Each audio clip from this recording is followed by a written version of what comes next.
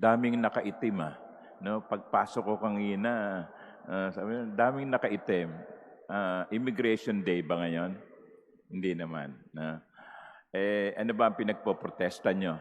Wala naman. Kasi ang CBCP sabi magputi, no? Magputi lalo na kung araw ng linggo para iprotesta natin yung mga pangungurakot sa pamahalaan. At any rate, you are most welcome whether you are in black or in white. My dear brothers and sisters, truth hurts. Truth hurts. That is why we are very careful, especially among us Filipinos. We are sensitive.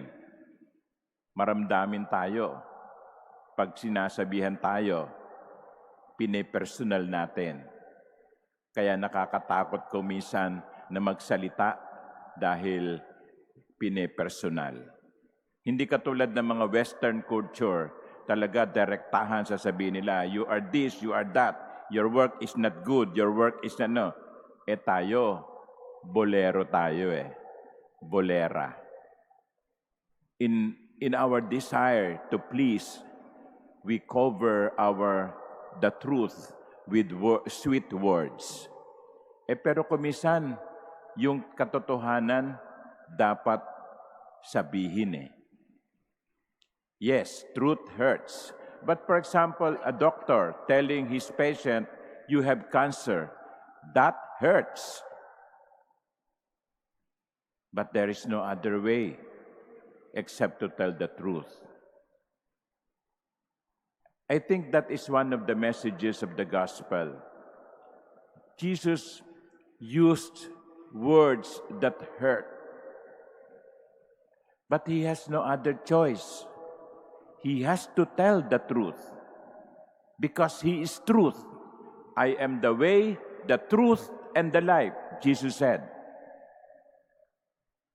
And he had no choice but to tell the Pharisees and even the scholars of the law, ganito kayo ganito kayo. Masakit, pero kailangang marinig. That is why the words of Jesus are not hateful words. Hindi. Hindi niya sinasabi yon dahil galit siya sa kanila. Hindi. Sinasabi niya yon kasi mahal niya sila. Those are not hateful words. Those are words of care. Those are words of love. Those are words of grace. Why? Because Jesus would want them to realize where they are and set them free. Because truth also will set you free. Mga kapatid, kumisan, kinakailangang marinig natin yung totoo. Huwag lamang nating paligiran ang ating sarili ng mga taong sasabihin yung gusto nating marinig. Merong mga ganun May mga leaders na they will surround themselves with people who are always saying things that the leaders would want to hear. Ganito po kayo, sir. Ang galing-galing po ninyo. Ganito po kayo, ma'am. Ang galing-galing po ninyo. Tama po yan. Tama. Sige, tuloy nyo lang po.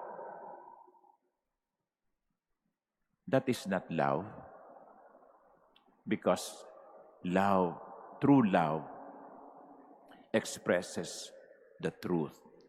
Minsan, kailangan nating marinig ang katotohanan sapagkat mula lamang doon, magkakaroon tayo ng kagalingan.